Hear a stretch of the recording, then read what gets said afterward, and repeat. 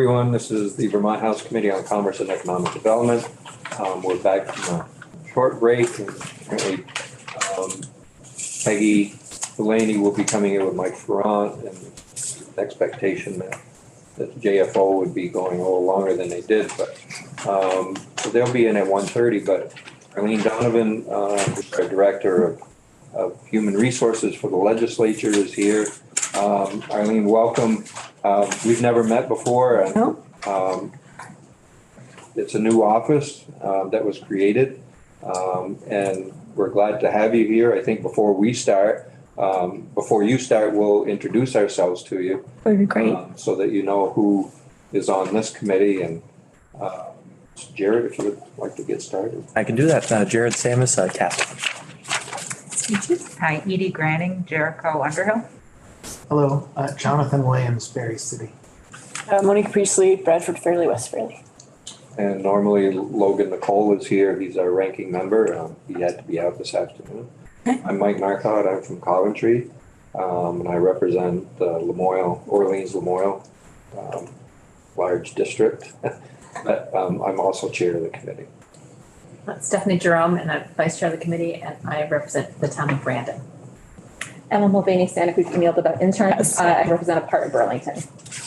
Kirk White, I represent the Windsor Addison district with Bethel area. Okay. Carol, I represent Bennington. Heather Chase, and I represent Chester and Chester, Athens, Wyndham, and Grafton. Great, thank you all.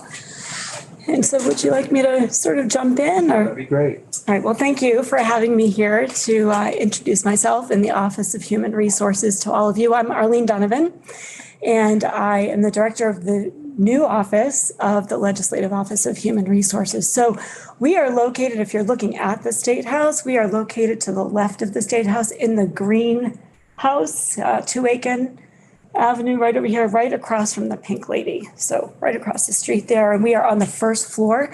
There's just 2 of us in the HR office right now. So I started in April of 2021 when the office began. And shortly thereafter, we hired Eliza Giroux. So she's the human resources generalist who works alongside me in our office. So when you call HR, you'll get one or the other of us. You should have in front of you a little trifold brochure that I sent ahead of time.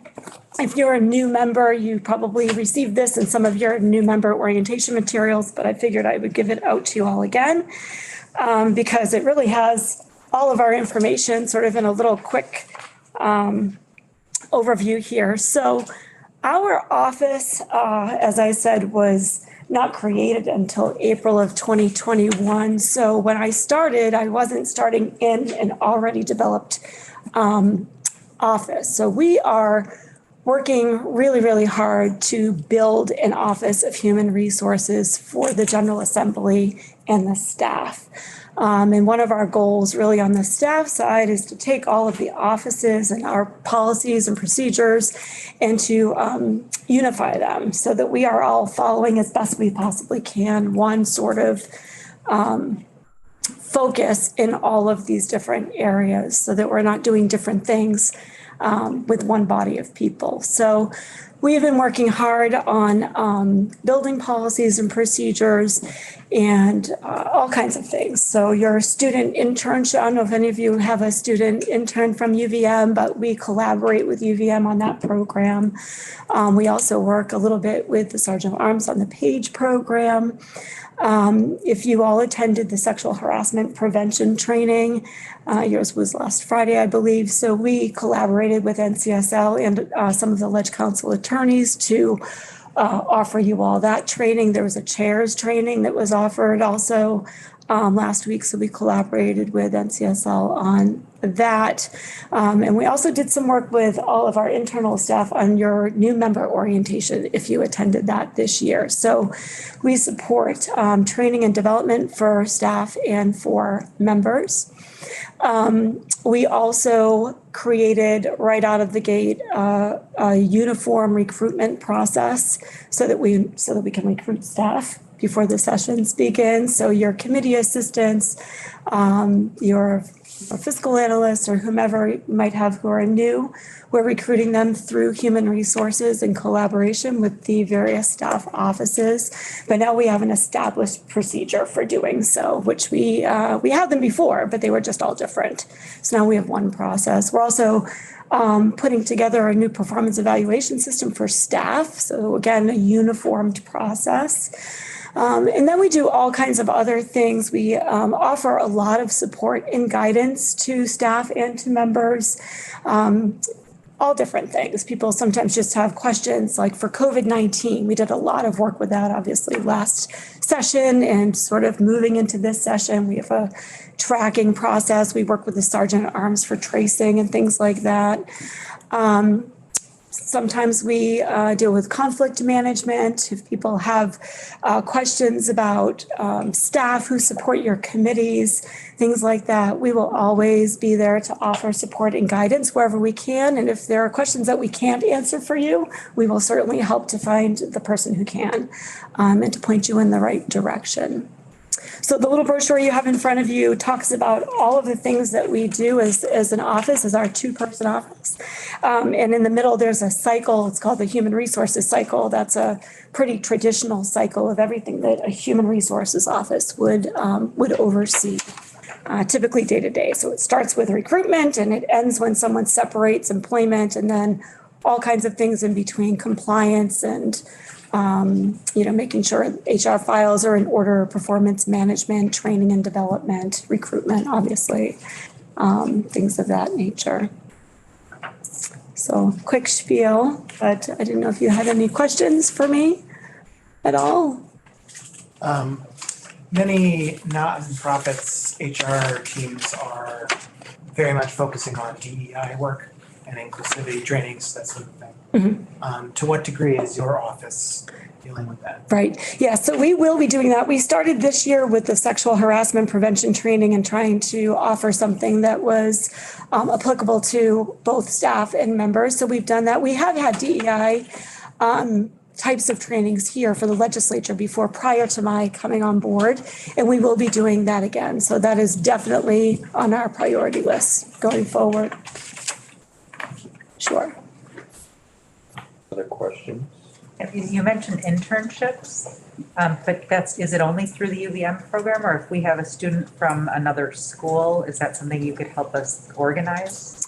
So it's a great question. So right now we have an established memorandum of understanding with UVM. So it's a big program. I think this year we have 26 or 28 or so students. Last session we had over 40.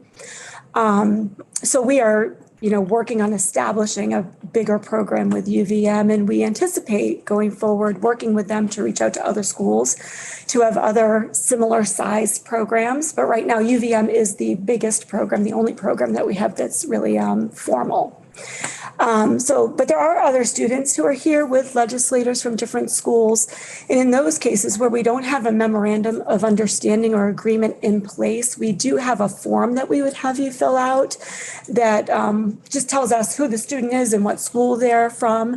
But in those situations, the legislator is responsible for the student and making sure that, if they're getting paid applicable taxes and things like that. And in those cases, the HR office and the Office of Legislative Counsel can't really advise and guide you with those particular students. We can only do that if we are working with a school and we have an established formal program in place, which we're hoping to build going forward. But so you can have a student.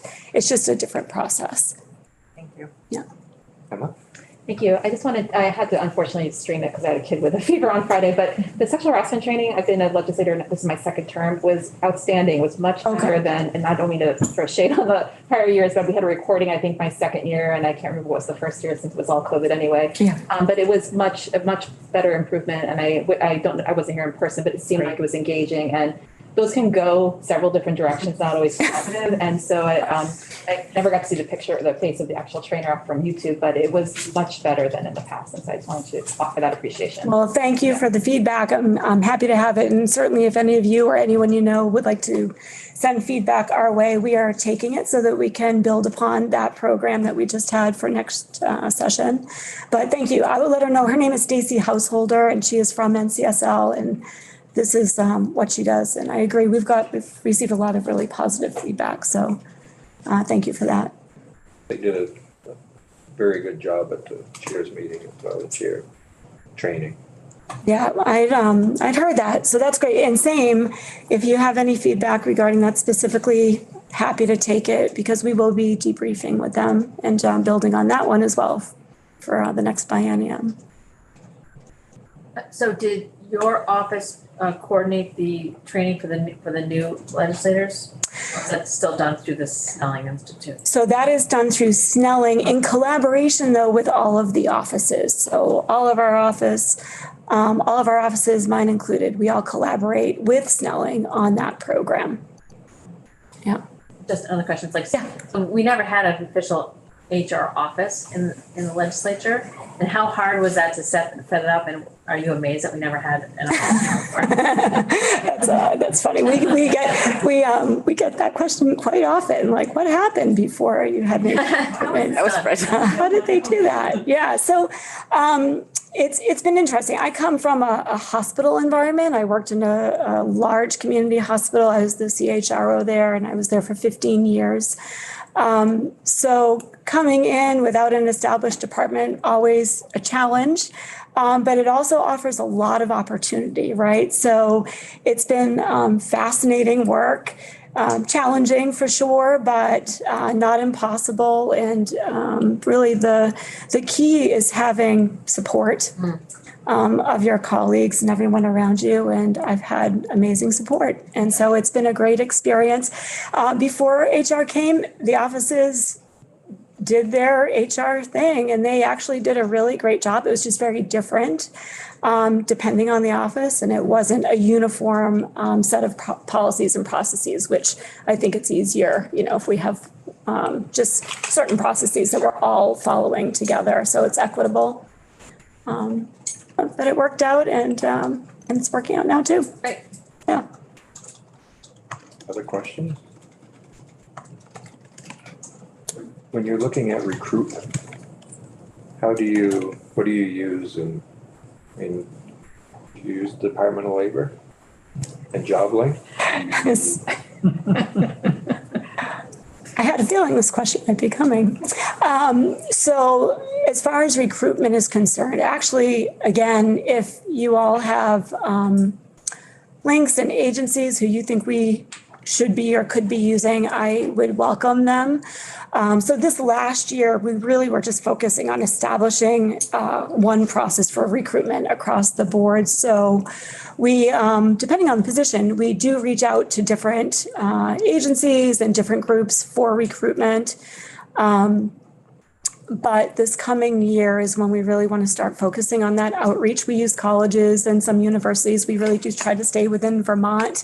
We're not always able to do that because of the positions. Sometimes we have to reach out to, to other states or Washington or whatnot, depending on the roles.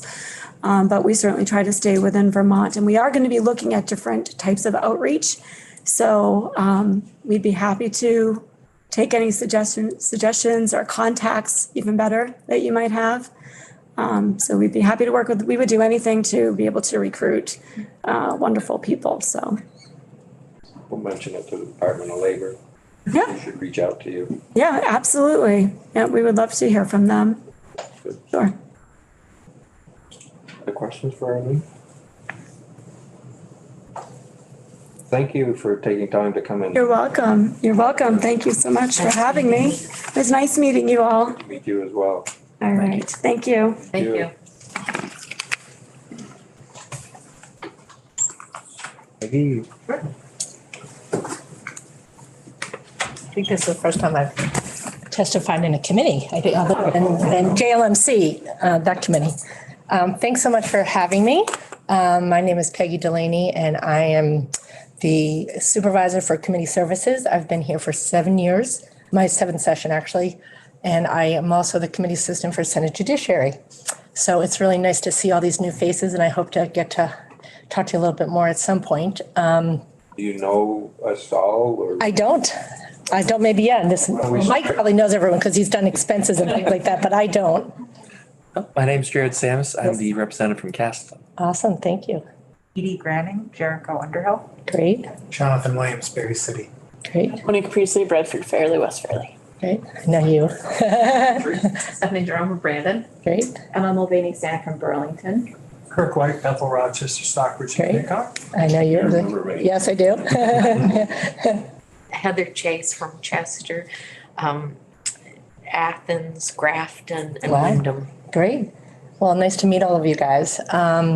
So again, I said I'm the head of committee services. We are a staff of about 20 committee assistants. We are a combination of those that have returned year after year and new committee assistants such as Andrew. We got Andrew, he was an intern. You were an intern, correct? Yeah, he was an intern last year, which is great. That program has become almost a feeder program to committee assistants. And Liz Raddick, who runs the UVM intern program, was a former committee assistant in this committee. So she has just been great about recruiting interns and then recruiting them to become committee assistants. I met a bunch of them in the cafeteria yesterday, and I was already trying to recruit them for next year. Yes. Does Liz hang around here or? Yeah, she was here yesterday with all the interns. Yeah, yeah. She has really upped that whole intern program. It's been great. Is in next week. Oh, great. Oh, that's awesome. So committee assistants, like Andrew, we are here to administratively support the committee. We work primarily with the chair. Our responsibilities include working with the chair to not only do the agenda physically and put it up on the website and all of that, but also scheduling and securing all the witnesses. We also maintain the committee page. We get all the documents from the witnesses. Anything to support the committee work administratively. That's what we're here for. We're a group of very highly professional, dedicated people who care deeply about the work that we do and care deeply about helping you guys do the important work that you do. Just to give you an example, last year when we were working on S11 committee of conference, we had one late night that went for 1 o'clock and stepped in to help because our committee assistant couldn't stay on that long. So Peggy was assisting us right to the end. That's how dedicated they are.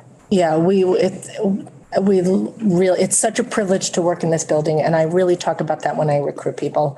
And I'm not overselling it when I say that. And it's the best job I've ever had. And every committee assistant, as I tell them for example, when I interviewed Andrew, I said the connections you're going to make and just to be a fly on the wall and see how our government works, especially in Vermont. It's really a privilege. And, we're here to help. I just ask that committee assistants be treated with respect.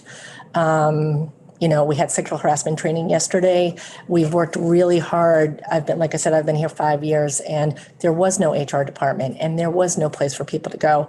And I've made it my mission, along with Mike, to really provide a very safe, supportive environment for committee assistants, because the bottom line is they are the most vulnerable group other than pages. There is a power, whatever you want to call it. So it's just really, really important. And anything you can do to make your committee assistant feel part of the team just goes a long way. And, my Representative Marcotte I have nothing to teach you in that department. You've been great and supportive. And things as simple as when you go around the room and introduce yourselves, have the committee assistant introduce themselves. I had the privilege once in Senate Judiciary. We went down to New York for the Council of State Governments, and Senator Sears turned to me and said, "You're coming, right?" And I was like, "Yes, I'm coming." But it was just wonderful experience. And we're not committee members, but we certainly want to feel like we're part of the team. It is a team, as you said, Representative Marcotte. If for some reason Andrew can't stay late, I will always stay late, or Mike will stay late.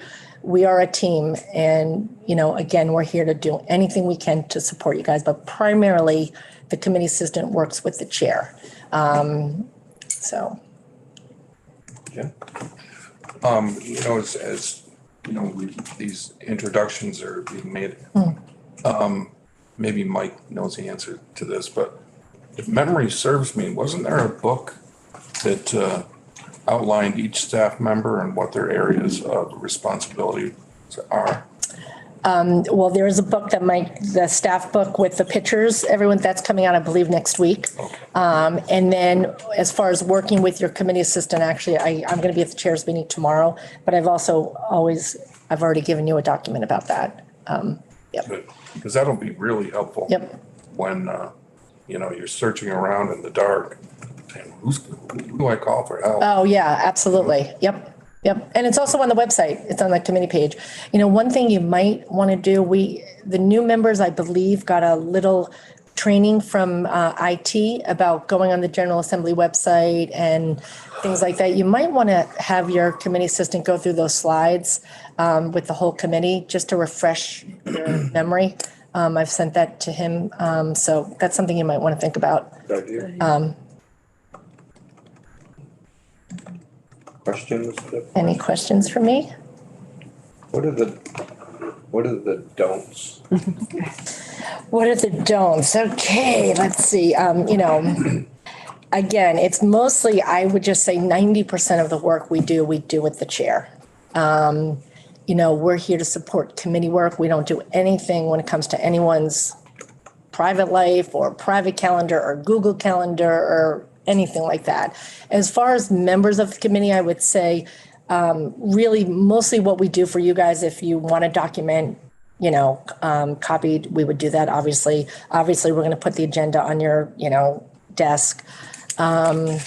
I'm trying to think as far as members, obviously we're here to help, if someone's going upstairs and you're sitting there, to the cafeteria, they may say, hey, I'm going to the cafeteria, can I get you something? But certainly it would not be appropriate for anyone to ask them to get anything. Clean up your dishes. I know it sounds crazy, but we're not here to pick up your dishes. Really, again, most of our work is with the chair, vice chair, the attorneys. Obviously any small thing, committee assistant's more than happy to do. Can you give me an example of something that you think somebody might ask that would not be appropriate, and I can tell you if it is?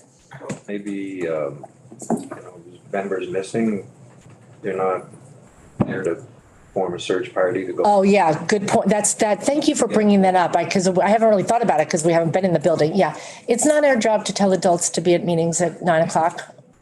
You know when your meetings are. It's your responsibility to get here. We're not going to run out to the cafeteria trying to find you. It's degrading. It's not our job, and you're adults. Not to sound harsh, but true. True. So I as time goes on, Yep. the committee assistants get really good at their job. Yeah, yes. And so sometimes they have little gaps in time. Yep. What do you suggest? Is it appropriate to have a special project, or what if they find themselves needing a little bit more work? Yep. What do you suggest? I would say take the lead from them. If they want to ask for a special project, I think they would go to Representative Marcotte. But again, we are a team, and sometimes I need them to cover and do other things for me. And there is some downtime there definitely is. Especially as they get better and better and better at their job. Yep. It's not as much downtime as you think, especially when you guys are on the floor. That's when they're doing their work, because it's what I suggest they do is listen to, I would prefer when they get really good at their job to listen to the testimony more versus trying to do their work while you're doing testimony, which is what you do in the beginning because you're just trying to survive. To me, I'll just use myself as an example in judiciary. The first year, I don't think I looked up from my desk. By my second year, I'm listening to the testimony, and it's fascinating. That's one of the privileges of being here. So then when you go to the floor, that's when he's going to be doing all his work. And I will say the job has changed. It's gotten a lot more technical as the years have gone on. And we find ourselves hiring more people that are new to their career, I would say. So there's been a lot more turnover. What we've also run into, because chairs have come up to me and said, it would be really nice to hire people that come back year after year. Like, I didn't think of that. I mean, of course, that would be nice. And I will tell you, particularly this year, we had 3 people that we thought would be great candidates to come back, and all 3 backed out because they had family obligation. They backed out in the middle of the interview process because they had family obligations and they didn't think they could commit to the session. So the job has changed. It's more technical. We find ourselves hiring people that tend to not come back as much. But I also make it my mission to help them get their next job. And that's something that I talk about in the interview as well. But we, Andrew just went through the training. We have an amazing training program that we've worked on for many years. We've built on since I've started. And so it works out okay, I think, at least, hopefully. Any other questions? I just want to say, there was nothing mentioned in orientation about the committee assistant, so just for future, it might be helpful to have just a little something. They were, committee assistants were referred to, but there was no elaboration. From what I understand, they ran out of time, and we would have liked to have been there to talk a little bit more. So hopefully next year they'll plan it so that we can have a little bit of time. Especially for new members, I do think it's really important. We met most people when you were signing up, but they didn't have time for us to come in and talk about it. But I'm glad to know that you think it's important. Oh, good. I was thinking this was going to be a refresher, but good. Yeah. So you didn't receive any documentation in your notebook, you did it? Each committee is staffed by a committee assistant. No, they said they're the committee and committee assistant, and I'm like, what does that mean? Like, there was that was the whole, there wasn't. Yeah. So sometimes we also go on field trips sometimes. So when we do, we bring our committee assistant with us as well. Absolutely. If we hold a hearing, they're there to take notes or however they're supposed to keep track of what we're saying. We stay up at night thinking about this stuff. Believe me. I mean, the group is so dedicated. They really are. And we want to, again, help you guys do your work, important work. We take a lot of pride in it. But that's great feedback, and I will let them know that next time they have to make sure that they allow a little bit of time for us to come in. It's a great idea. Yeah. And I'll be at the chairs meeting tomorrow, the House chairs meeting tomorrow. Vice Chair Jerome. Oh, yes, sorry. All right. Great. Thank you, guys. Thanks for having us. I really appreciate it. Mike, you're up.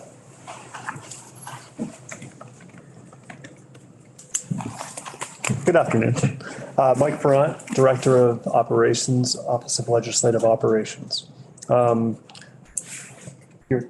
clock bugs me, but my dad used to say a broken clock's right twice a day. That one is correct and that one's not. I'm going to fix it for you tomorrow morning. So the Office of Legislative Operations was created in 2020. So we used to be under Leg Council. CIL, spelled COUNCIL, along with Legislative IT, and what would become the Human Resources Department. And so in 2020, there was a staff restructuring bill that broke IT operations out of the Leg Council from the attorneys, and then established the Office of Human Resources. And that's where we went and hired on Arlene. The Joint Legislative Management Committee that provides oversight to staff in the legislature was formed and created. And so that's how things have gone since 2020. My office has 2 major components. It's broken up into 2 teams, basically. There's our administrative team, which is myself, an administrative assistant, and then our operations coordinator.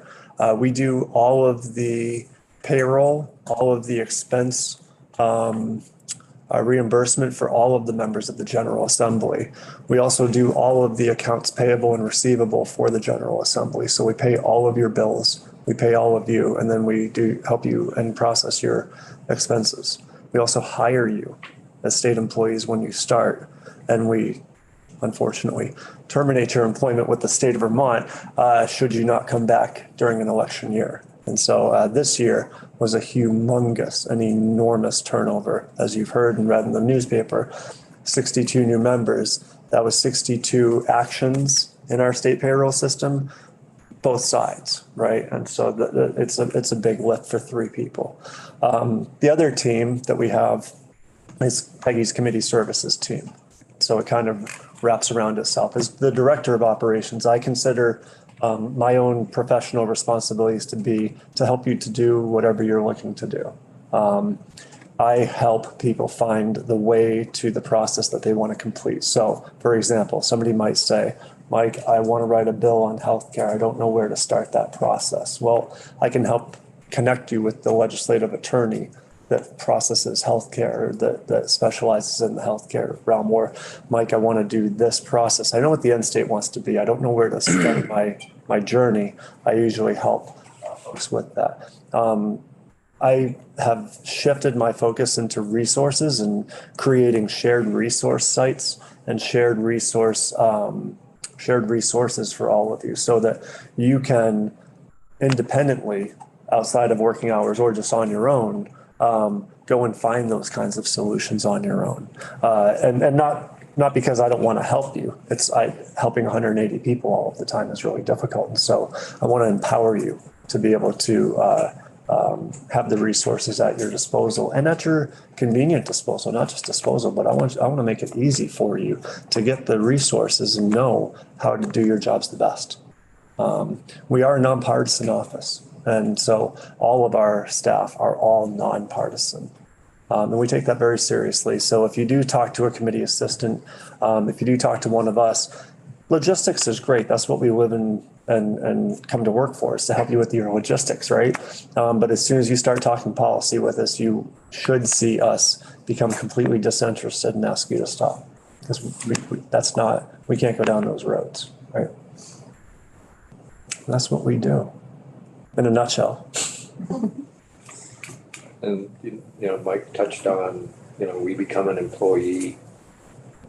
I think we mentioned, the issue with nonprofits, and some of them don't provide unemployment because of their exempt. Well, we're all exempt from unemployment. Yep. So once we're not elected again, or we choose not to run again, we can't file for unemployment. Just so in case that was racing through anyone's mind, we're not eligible for it. Did we do introductions for Mike? I think Mike was here when we did introductions. I appreciate the thought. I was here when you introduced to Peggy, and I do know you all. So I hope that you know me. Yeah, But yes, I know you too well. Yeah. Truer words are never spoken. I just want to say one thing about Mike and Peggy. When I was first elected and I came up here, I felt like a ship lost at sea. And Peggy and Mike were the Coast Guard, and they always rescued me. Well, thank you. That's exactly what we like to do. And I spent some time in charge of operations on the military side of things. And we used to refer to the operations section of the military, or the Army that I was in, as creating the common operating picture. So what you do is all of the resources that you build, all of the things that you collect, all of the little trinkets that you have for people to make their lives better, you have to put that somewhere where it's common and where it's easy for people to understand. And so we would work all hours of the day, 24 hours a day, to create a common operating picture so that anyone can go and look at it and know exactly what they're looking for and exactly how to get what they need. And so that's what I bring to the legislature, is a common operating picture. I hope. Mike is also the Scoutmaster in Barrie. I am. I'm the scout. I'm the proud Scoutmaster of Troop 1 in Barrie, Vermont, because America started actually in Barrie, Vermont. The first troop chartered. Wow. Oh, wow. First troop chartered. This is folklore, but I have proof. Actually, I have photographic evidence. 1910, Troop 1 was chartered in Barrie, Vermont. Okay. So that's what we are now. You know who the first president was who was a Boy Scout? Ooh, no. John F. Kennedy. Oh, there we go. All right. Pretty sure there's a plaque in Barry, being a Barry girl. There's a plaque near the City Hall Park, right? That's kind of in front of one of the churches. There's a plaque near the church, and I have a picture dated 1910 of 30 scouts Oh, right in front of that, and it hangs in our scout room, which is the Masonic Temple. We are chartered by the Masonic Temple in there. In Barry in 2020, you're gonna make me go down this road, aren't you? 2018, there was a statue erected of it's great, actually. It's by the Quarry Restaurant off of Main Street. It's a statue commemorating Barry's originations in scouting, and it's like this old scoutmaster. He's got this young boy kind of slung, fireman carry on his shoulder, and he's carrying him up. And our first Eagle Scout project was erecting a flagpole right next to that. It's really nice, yeah. But I love scouting. It's so much fun. Me too. Great, I was in troop 4. Oh, 3 away, but that's okay. You're in troop 4, huh? That's great. Very good. Other questions for Mike or Peggy?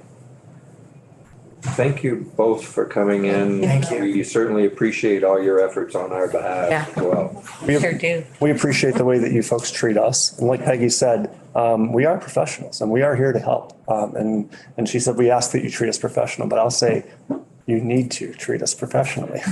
We expect that just like you expect it from us. Speaking of treat Kevin well. Thank you all. Thank you. Thank you. Thanks for having us. Thank you, thanks for coming. I think this should be mandatory for all committees. Oh, yeah. I love it. I think it's a good idea. It's a great idea. it's not? It's not? No, Oh, this no. is just something that, Oh, whoa. Weed from. Thank you. Yeah, Yeah. Yeah, thanks. that's Very really useful. interesting. Kevin, welcome. Thank you for having me. Andrew, I believe, no, you got it. I was gonna say I'm in your waiting room. I have a little visual aid for me. Sometimes it's helpful for conversations. I'll throw it up on the screen behind me. Bear with me a second.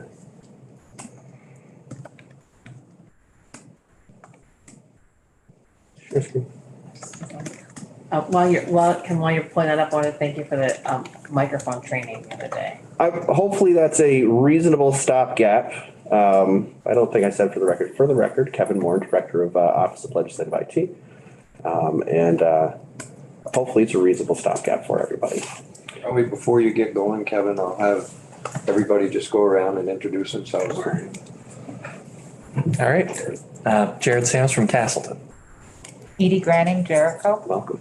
Jonathan Williams, Berry City. Monique Priestley, Bradford, Fairleigh, West Fairleigh. Mike Marcotte from Coventry, Chair of the committee. Stephanie Jerome, Vice Chair from Brandon. Emma Mulvaney Sanic, Burlington. Kirk White from Bethel. Jim Carroll from Bennington. Heather Chase from Chester, Athens, Grafton, and Wyndham. Nice. Logan Nicole is the ranking member. He was not able to be with us this afternoon. Okay. Andrew, the committee assistant. We've met via email a couple of times at this point. So, thank you. Again, I want to just echo what my colleagues said, and thank you for bringing us in. It's always nice to have these conversations and just kind of introduce ourselves and talk about who we are, what we do, how we do it, and really just kind of interface and show you who your resources are, and if you have an issue, who to contact. So with that, I just a couple quick slides, nothing crazy. So just the intro here. Let's see if I'm clicking on the right screen. There we go. Our mission is pretty straightforward. I like to refer to us as a ground up shop. We go through and we create every piece of technology we have here. So how it's integrated into our process, how it's designed, the support for it, the maintenance. We're nonpartisan as well, just like every other staff office through here. And it's critically important for our staff to remain nonpartisan. We like to be the calm in the storm. So there are moments that are incredibly frustrating, incredibly tense. And if technology is a barrier to the success of a committee or the committee process, it makes it all the more frustrating. And so our goal is to come in, prevent technology from being a barrier, and then when it has an issue, to make sure that we resolve it quickly and efficiently. We take great pride in the ability to do so effectively, hopefully pretty quickly. We measure our success in minutes and moments rather than a traditional IT organization, which sometimes can be hours or days. So we're very different. Unlike the other two branches of government, our focus is internal as far as our IT shop. We look at our clients, you, the staff of the General Assembly. We obviously serve the general public too. but they're not our primary focus. Our primary focus is the legislative institution and making sure that this institution operates as effectively as possible. With that, there's always hiccups, right? We always have challenges, and we try to keep those smooth as possible. We have a fairly lean staff in the grand scheme of things for being a ground-up shop. So we have about 8 1/3 FTE total. We expect everybody to wear many, many hats. So you'll see Sean Allen, our systems administrator. A standard systems administrator sits either in a cubicle or in an office and stays there the majority of the day, or they go to a data center. You'll see him doing what we call covering down and helping our help desk folks when there's a need. You'll see me coming down and helping our help desk folks. Coffee room, when we have those spikes, those surges, and we can usually predict when those are going to happen. First thing in the morning, usually the first couple of weeks of session, during the lunch hour, those are all big times, right? And we know that it slows down towards the end of the week, so we try to schedule and plan our time accordingly as well.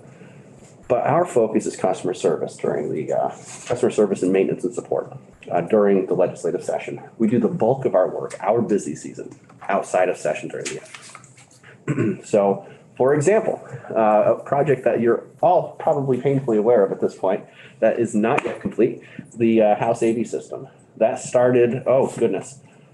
Well, that's been an ongoing conversation for years. We actually found a recent article, we recently found an article for the National Conference of State Legislatures dated 2003, talking about the then antiquated House sound system and how it was 25 years overdue for replacement at that point. That same system was in use last year. Wow. It has made its way into our jurisdiction. It used to be just kind of a commodity of the building, and nobody really understood how to take care of it, how to maintain it. We would come in from time to time. We had a mom and pop shop that has since dissolved and moved on. They used to maintain things like that. So we're slowly coming in, we're taking care of these systems that were just kind of set and forget, and we're professionalizing them. We're taking the time to make sure that it's going to work, it's going to be sustainable, and that we have a rolling maintenance plan for it. So those are critically important things. The house sound system, I got to touch on it because I'm in a house committee room. It's close. It's obviously not there. We have our engineers and our contractors coming in about mid next week to hopefully resolve the vast majority of the issues. I'm certain there will be 1 or 2 remaining issues, but we'll get them ironed out quickly. The goal is to make sure that we have a easy to use, high fidelity, quality system for your use. And for that's again, turns into a commodity of the building. We don't want it to be something we have to think about or consider when you're having a vigorous debate. In addition to the multiple hats, when we're covering down, we expect each of our individual employees to be a subject matter expert in something. So for example, Shadi Bata, I'll move over to our team. Shadi Bata, who almost everybody has met, I'm sure at this point, or Delia Gillen has met. Delia Gillen is our dedicated subject matter expert trainer. That is her primary job is training, in developing training and materials. She came to us in January of 2020. We were standing up a new training program. We were super excited about it. And then March of 2020 hit, and we just pivoted. We decided at that point that we're going to put the brakes on that training program because we had to shift our resources to make sure that the legislature was going to continue functioning. Shadi, his primary goal obviously is customer service, making sure that everybody's taken care of. In the off session, he takes care of our inventory, makes sure that our asset management programs are well taken care of. There's a lot of moving parts, a lot of moving equipment throughout this organization. Ryan Torres, he's our primary network security administrator. He's been with us since late 2018, but he was actually a contractor, an outside contractor for us for many years before that, about 8-10 years before that. And so we knew him, we really enjoyed him. He was actually the one who architected the original, one of the first wireless networks in this organization. And so we saw extreme value there and had an opportunity to grab him and brought him on board. Sean Allen, systems administrator, worked with him during my time with the Army National Guard, saw incredible talent again, pursued, and brought that person in. Duncan Goss, he's been here, I'm not going to claim specific numbers, at least 30 years now, somewhere in that range, and was not the first, I think the second IT employee underneath Legislative Council. And he ran the operations for IT for many, many years. In 2015, I took over as the director, then deputy director underneath Legislative Council, and then we've since moved on. Tony Morse, We know him as a copy room technician. He has 30 years of commercial printing experience. He is an incredibly valuable resource. We've been able to not only bring back outsourced print products, but to improve them and save money by using them down in the copy room.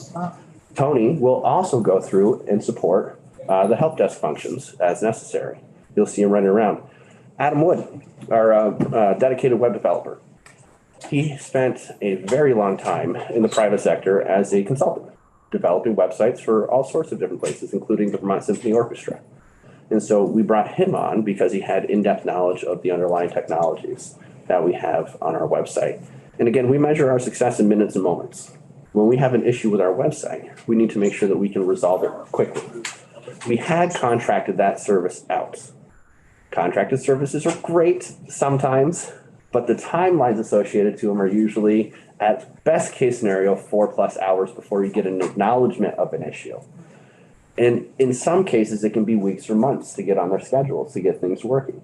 So when we have a critical issue and we have an 18-week-long session, it's very important that we take care of that immediately, take care of any issues immediately so we're no longer a barrier. And so we're bringing these resources in, we're professionalizing the IT organization and making sure that we not only do well on the day-to-day operation side, but that the future planning is taken care of as well. So we are working with many different parts of the legislature. We work with all staff offices for future planning. We work are overseen by the Joint Legislative Management Committee now, and we are advised by the Joint Information Technology Oversight Committee, JITOC, as well. So we have a lot of good oversight. We are in with a lot of great discussions. We're building out redundancy. We're making sure things work effectively. We obviously had a massive explosion in our technology services since the pandemic started. For those of you who were here prior to 2020, you'll appreciate just how different things were. We were largely a paper-centric organization.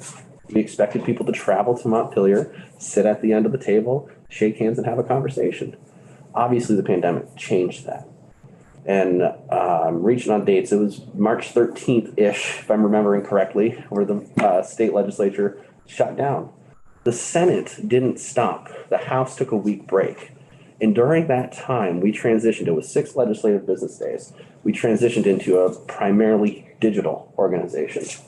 It was a grueling process for everybody, including the legislators. And then there were plenty of bumps in the road, but it smoothed out pretty quickly. And we actually wound up, Representative Jerome, we wound up helping other state agencies try to adapt to the pandemic timelines. And it's been an interesting ride. We're now excited to get back to what is hopefully a post-pandemic posture while keeping some of the good things that came out of the pandemic.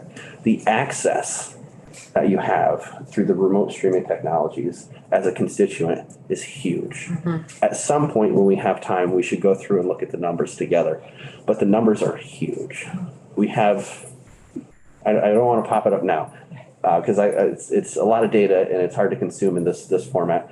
We have thousands of hours of videos online. We have thousands of, or hundreds of thousands of views online. And we have tons of subscribers. We have tons of outreach that people can get at any point now. And so probably everybody in this room has at least once gone online, grabbed a YouTube video, maybe grabbed a transcript that you never had beforehand, right? And you're able to research things in a way that you previously couldn't. And so it's those types of innovations that we're really excited about. The ability to have a fairly low profile camera in the room, a fairly non-intrusive screen at the end of the table, and really have these dynamic conversations with people all over the state. They no longer have to travel to Montpelier, take an entire day off of work, wait outside just to realize that their slot got bumped a little bit because of the testimony in front of them. So they have to take another day off and come into Montpelier, try to find parking, et cetera, et cetera. They now just wait in a digital waiting room. They maybe take a half hour, half a day, whatever it is off their day, and they're able to come and chat. It's something that we just didn't have before. And it's those innovations that we're pretty excited about. There's more to do. There's a lot on our plate in front of us. And if you, at any given point, have anything that you would like to suggest as far as improvements, please let us know. I'm just going to throw on again how we measure our success. These are some dated slides at this point. We used it in a previous presentation, so the data is not up to date, but it's similar in nature. And so we have, if you ever submit a ticket into our ticketing system, it should be automatically solicited with a customer service feedback survey at the end. It can be anonymous. It doesn't have to be. It's entirely your choice. But this feedback, this data is coming from our clients directly. It is coming from a year's worth of data. So I didn't go across the entire thing. It's 1 year end to end. And we're looking at quality support, timeliness, technical knowledge, communication skills. It's a challenge to find IT folks who communicate effectively. Not only communicate effectively, but are also willing to show up and wear a tie and a shirt and be in a committee room. It's tough. It's not an easy thing to do. Professionalism, the ability to solve the problem. At the end of the day, all we really truly care about is your problem taken care of? Are you able to continue? And if the answer is no, then we're not doing our job properly. If we didn't get to you in time to be able to continue your work for that day, we're not doing our job as well as we can. And so those are things that we want to continue to look at. Before I go to the question slide, I am going to go back one and say we do have a vacancy. So if you know anybody that is looking for a session only, full-time, but session only, temporary job that has customer service experience, we can teach the technical stuff. We'll teach that. But if you know anybody, send them our way. This is our second session we've been unable to fill. Is it only on site? It depends on the applicant. So we in IT have been capable and were effective working remotely long before the pandemic years. However, during the pandemic, oddly, we were on site more than we were elsewhere. It's just a matter of supporting the organization in the way it needed to be supported, and it required us to be here. And so during session, we're here, unless we can't be. And then we're working remotely in a fairly effective manner as well. So Kevin, before you continue on, I need to apologize. I need to leave. I have a meeting in Newport at 4:00. Madam Sergeant at Arms, I'm sorry. Also, I won't be here for your testimony, but thank you both for coming in and providing information to the committee. I think it's very helpful to especially our new members and a refresher to our old members, and actually helps me a lot too, really understanding what IT does. And so I really appreciate you taking your time to come in and talk to the committee. Thank you for having us. I'm not sure. So usually I come tandem with Matt because he needs more time, but would you prefer that I come back? No, I think it's fine. Stephanie is here to, I don't know who that is. So before I vacate the chair for our Sergeant at Arms, are there any questions? And it's not a question, it's an observation. That when some people are on microphone, they're more echoey than at other places in the chamber. Yes. I have no technical expertise in there. But is there sort of some echo killer? Oh, we have quite a bit of work to do in there. Yeah. And we've collected a lot of really good data over the last week in a few days. The hard part about that space specifically is that it has 40-foot tall ceilings. It has acoustically challenging architecture. And it's on the National Historical Registry. So there's only so much we can do. We can't put acoustical panels up. We can't hang speakers in certain areas. The microphone has to be non-intrusive. There's so many different challenges that we tried to bridge the gap on. We are considering everything up to and including changing the microphone width, the length of it, the cartridge on the end of it, the configuration on how that sound moves throughout the space, the delays that are associated with it, whether or not we're using those large arrays on the wall, or if we will fix the speakers that are sitting on the desk.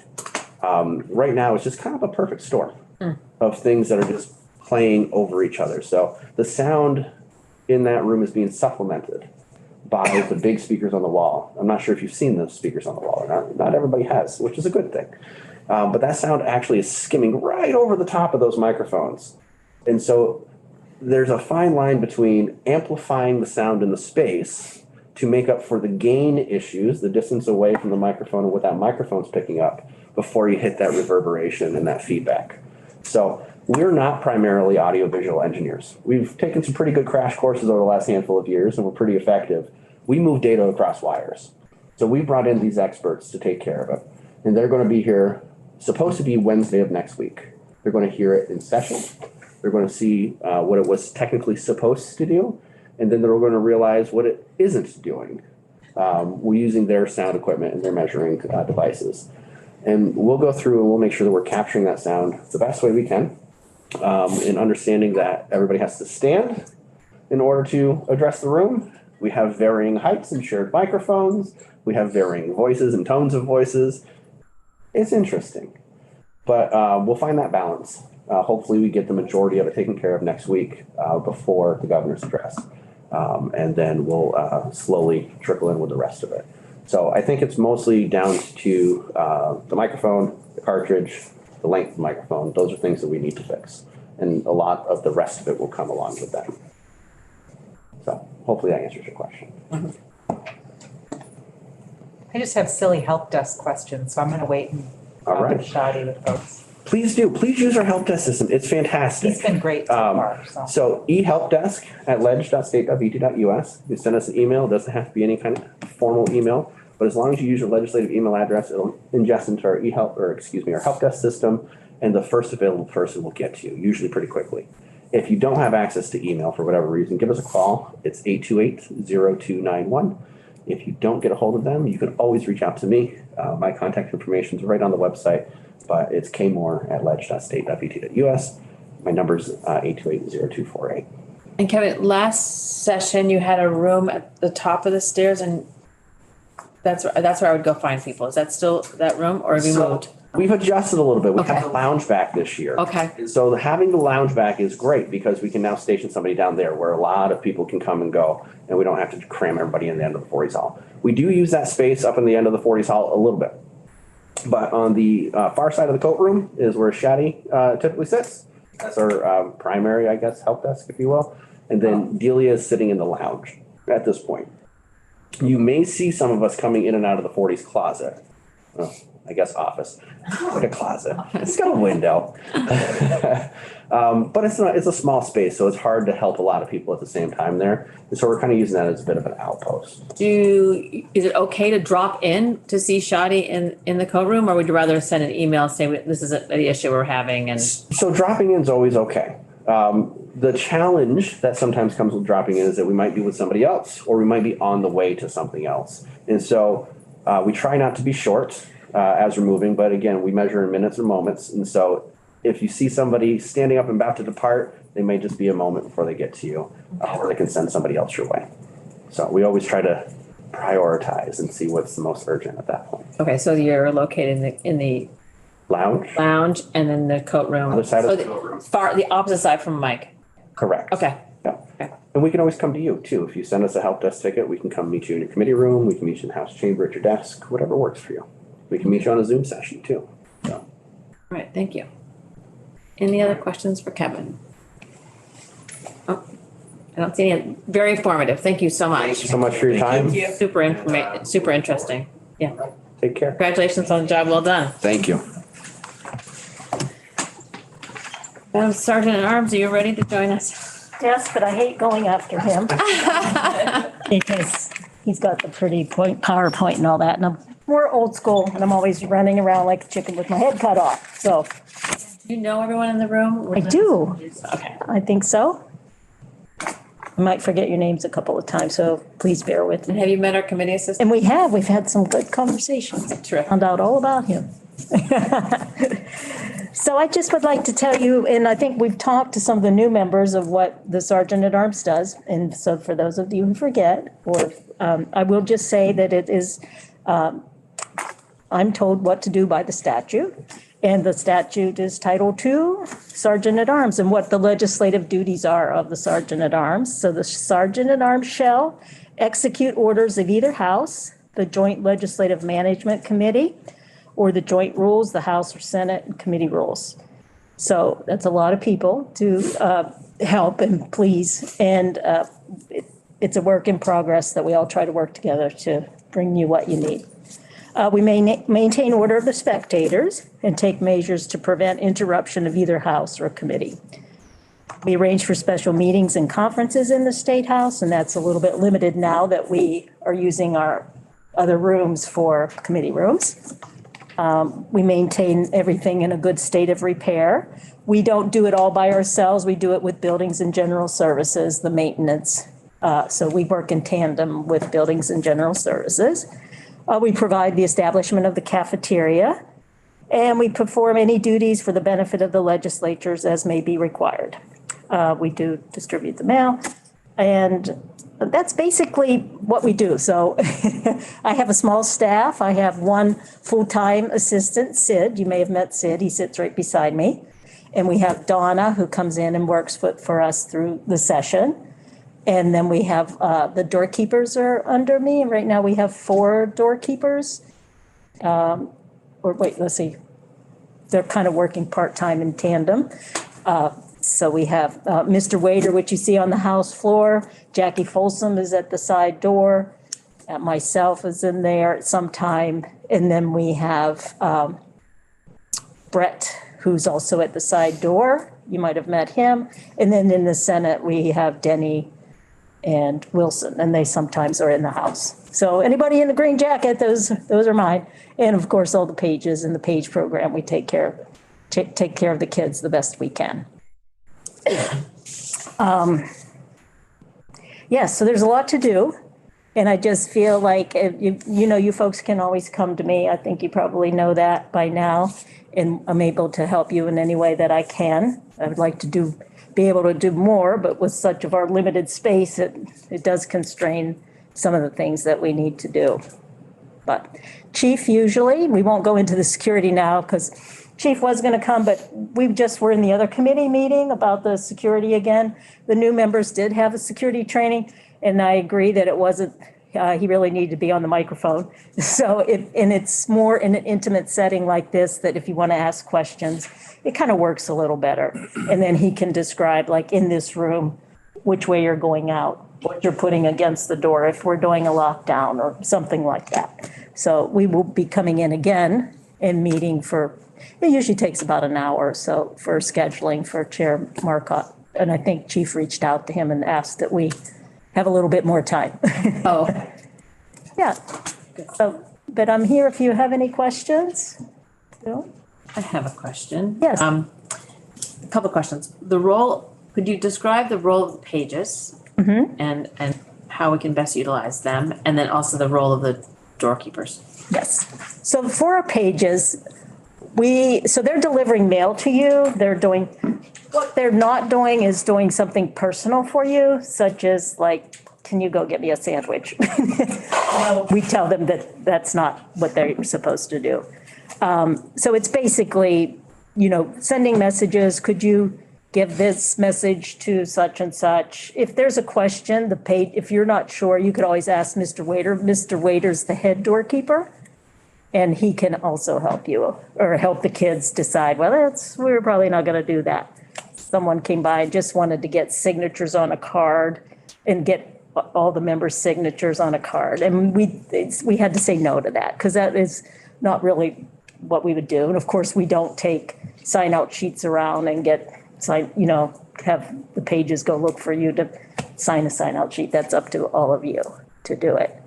Our doorkeepers pretty much, or the decorum in the chamber, and with Betsy Ann, the clerk, we do work in tandem with her. So if they're asking you to do something, you could question it, but we would appreciate that you listen to the doorkeepers based on, turn your laptops off, turn your phone off.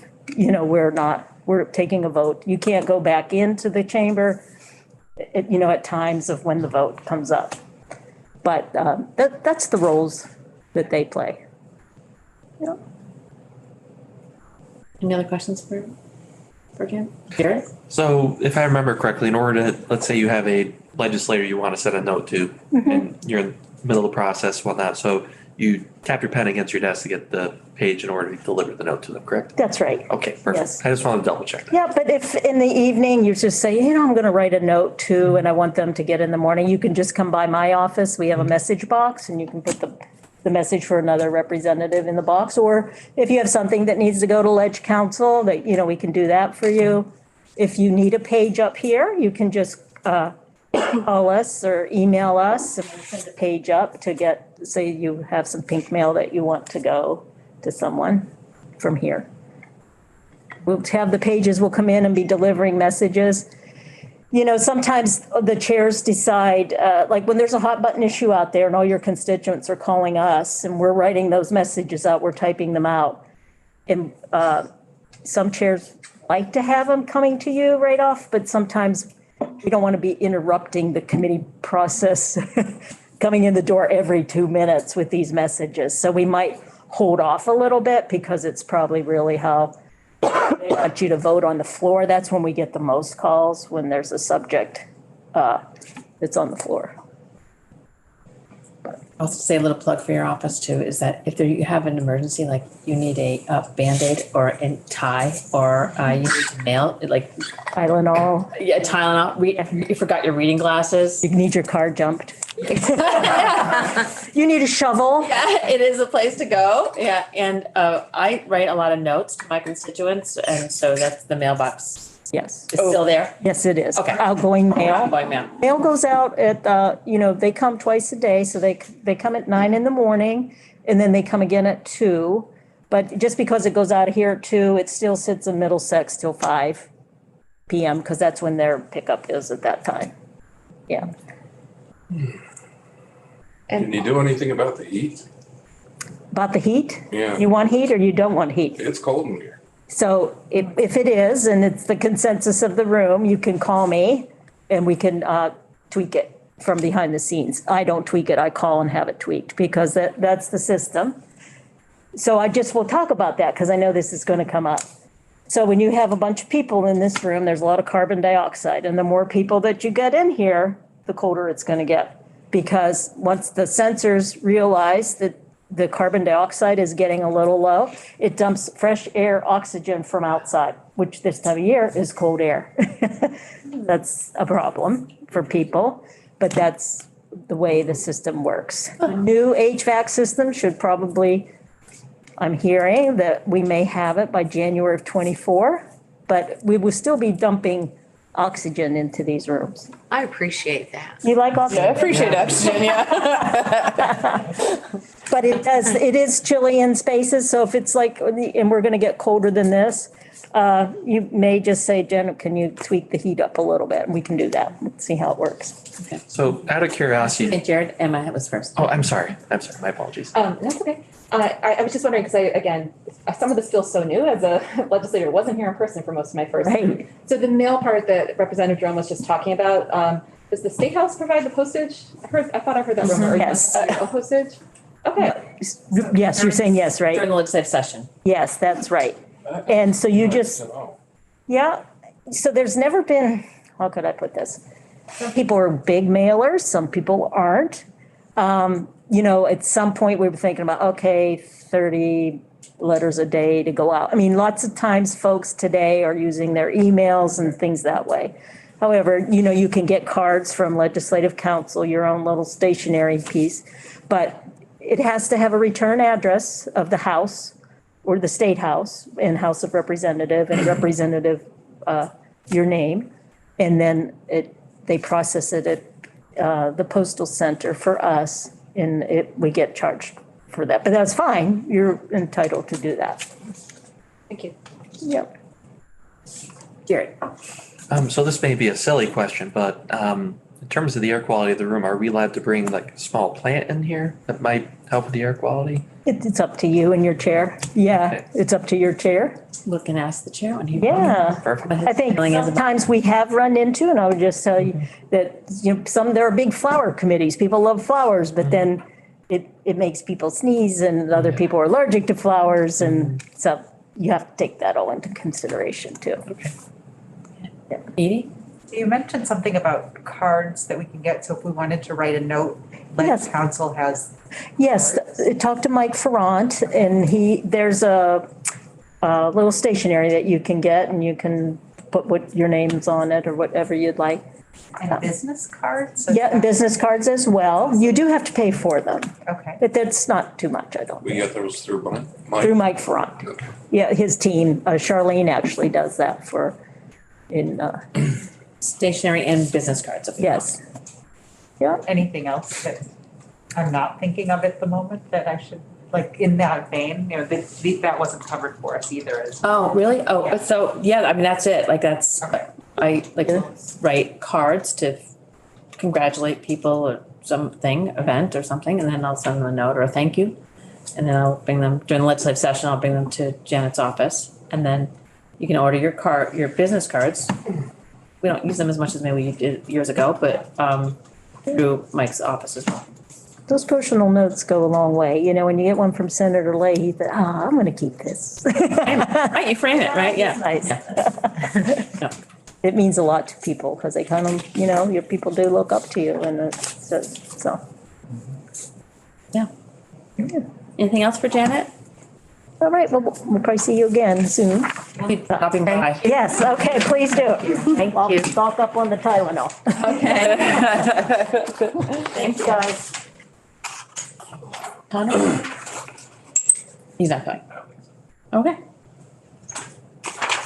Well, I think, We're done. yeah, we were hoping that Connor Kennedy would come, but I guess he could not come. And so I think that's a wrap. Any comments or? That was really good. Speakers or any lingering questions?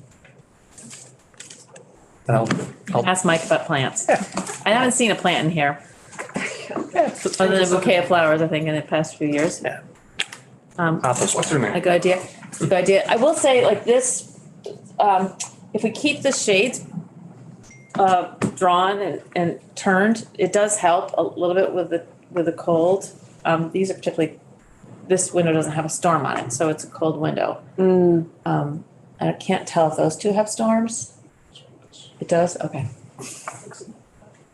Bring a sweater. Yeah. Bring a sweater too. That doesn't have a Very storm happy. because we ran a line to Better than hot. Dave's office. And a break. And, yeah.